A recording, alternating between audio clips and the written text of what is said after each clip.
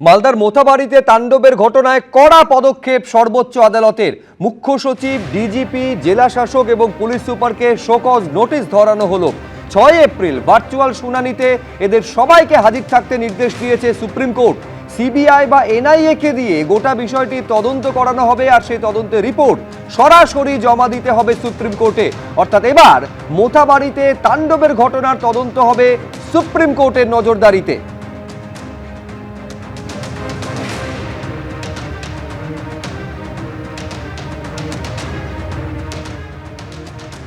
একদম প্রধান বিচারপতির বেঞ্চ, সুপ্রিম কোর্টের প্রধান বিচারপতি সূর্যকান্ত এবং বিচারপতি জয়মাল্য বাগচির বেঞ্চ গতকাল রাতে মালদার মোথাবাড়িতে যে ঘটনা ঘটেছে, যেভাবে 7 জন জুডিশিয়াল অফিসারকে ঘন্টার পর ঘন্টা বিডিও অফিসে আটকে রাখা হয়েছে এবং তারপর শেষে রাত্রি 12টা নাগাদ তাদের সেখান থেকে বের করা হয় পুলিশ ফোর্স দিয়ে, এবং তাদেরকে বের করে নিয়ে যাওয়ার সময় যেভাবে তাদের কনভয়ের ওপর অ্যাটাক হয়েছে তা নিয়ে রীতিমতো ক্ষুব্ধ সুপ্রিম কোর্ট।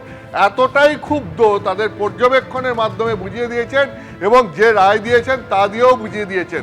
সেটা হচ্ছে যে রায় দিয়েছে, আমি তোমায় প্রথমেই বলি, সুপ্রিম কোর্টের প্রধান বিচারপতি ডিভিশন বেঞ্চের রায় হচ্ছে গতকাল রাতের ঘটনা সিবিআই কিংবা এনআইএর মতো কোনো নিরপেক্ষ সংস্থাকে দিয়ে তদন্ত করে দেখতে হবে যে কেন এই ঘটনা ঘটলো। তদন্ত কে করবে, সিবিআই না এনআইএ, সেটা ঠিক করবে ইলেকশন কমিশন অফ ইন্ডিয়া, এবং সেই মতো সুপ্রিম কোর্টে ইলেকশন কমিশন অফ ইন্ডিয়া এই ব্যাপারে রিপোর্ট দেবে এবং তদন্তকারী সংস্থা তদন্ত করার পর কি পাচ্ছে সেই ব্যাপারে রিপোর্ট দিতে হবে সুপ্রিম কোর্টকে।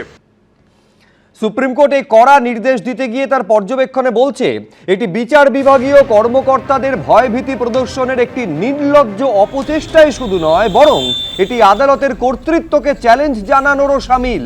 এটি নিষ্পত্তি না হওয়া মামলাগুলোর বিচার প্রক্রিয়াকে ব্যাহত করার সুপরিকল্পিত এবং উদ্দেশ্য প্রণোদিত চেষ্টা। এমনটা মন্তব্য করছেন সর্বোচ্চ আদালতের মহামান্য প্রধান বিচারপতি সূর্যকান্ত।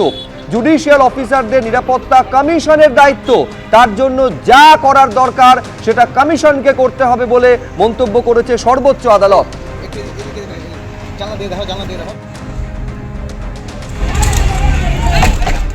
একই সঙ্গে তিনি রাজ্যের এই ঘটনার জন্য রাজ্যের চিফ সেক্রেটারি, ডিজিপি এবং জেলার ডিএম এবং এসপি এদের প্রত্যেককে শোকজ করেছেন। সুপ্রিম কোর্ট শোকজ করলো রাজ্যের চিফ সেক্রেটারি, ডিজিপি, ডিএম এবং এসপিকে। কেন এই ঘটনা ঘটলো সেইটা ব্যাখ্যা করে জানাতে বলা হয়েছে। শুধু তাই নয়, আগামী 6 তারিখ 6 এপ্রিল সুপ্রিম কোর্টে এই মামলার পরবর্তী শুনানি রয়েছে। সেদিনকে এদেরকে প্রত্যেককে অনলাইনে হাজির থাকতে বলা হয়েছে। অনলাইনে হাজির থেকে মুখ্য সচিব, ডিজিপি, ডিএম, এসপি এদের সবাইকে কেন এই ঘটনা ঘটলো তার ব্যাখ্যা দিতে হবে, সেটা জানাতে হবে। এবং সেই সঙ্গে সঙ্গে আমি তোমাকে বলছি যে আরও যেটা বিষয়, যে এই জুডিশিয়াল অফিসাররা রাজ্য জুড়ে যারা কাজ করছেন এসআইআরের, প্রায় 700 জন জুডিশিয়াল অফিসার যারা এসআইআরে কাজ করছেন, এই 700 জন জুডিশিয়াল অফিসারের নিরাপত্তা সুনিশ্চিত করতে বলা হয়েছে।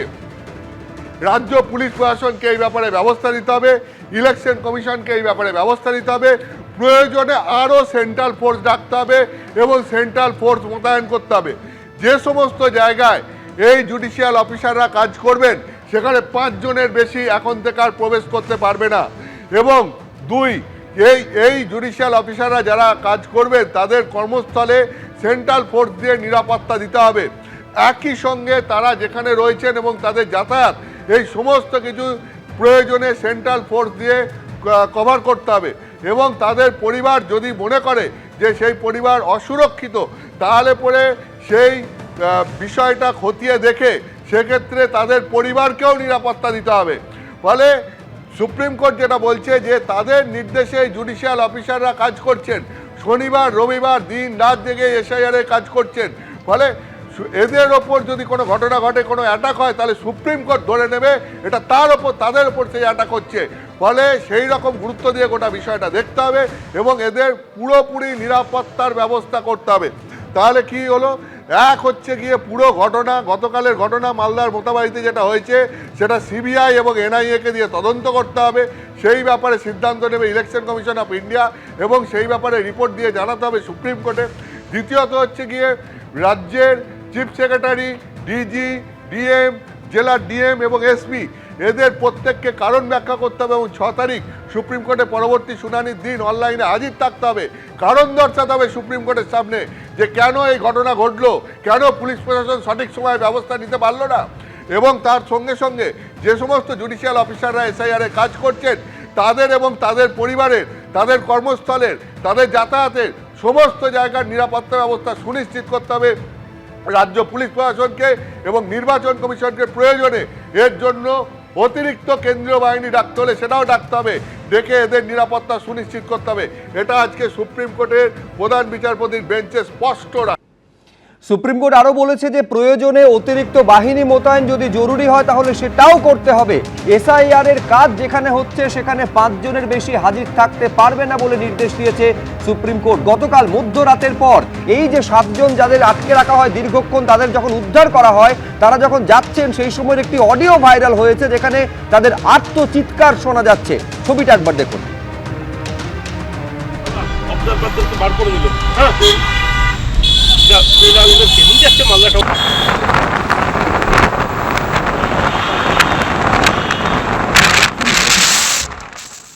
suffered accident. Please communicate it to register, sir. Our pilot is no more there. Our pilot car has suffered accident due to these hurdles. Our pilot is no more there. He has suffered accident due to the hurdles of bamboos and the hurdles and the bricks. We are traveling alone.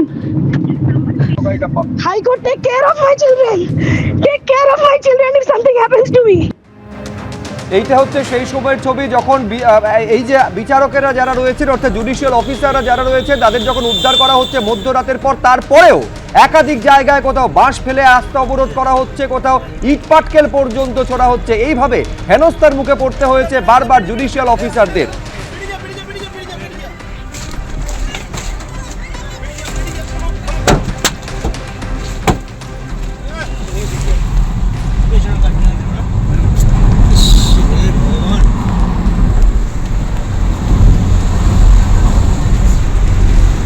কত টাকা লাগবে রে ছোট নেটা পেছনটা?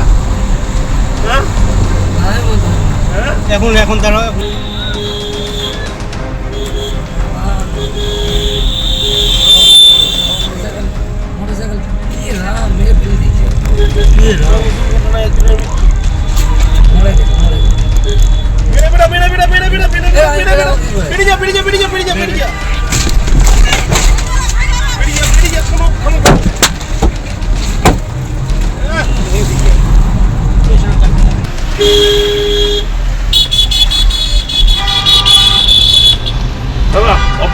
বার করে দিল, মামলাটা।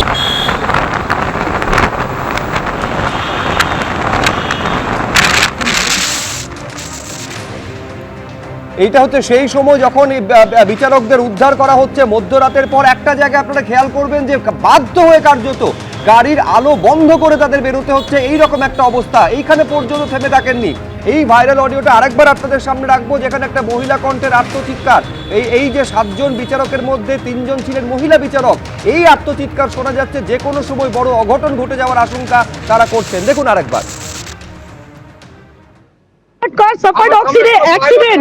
Please communicate it to register, sir. Our pilot is no more there. Our pilot car has suffered accident due to these hurdles. Our pilot is no more there. He has suffered accident due to the hurdles of bamboos and the hurdles and the bricks. We are traveling alone. High Court, take care of my children. Take care of my children if something happens to me. ABP Ananda এগিয়ে থাকে, এগিয়ে রাখে।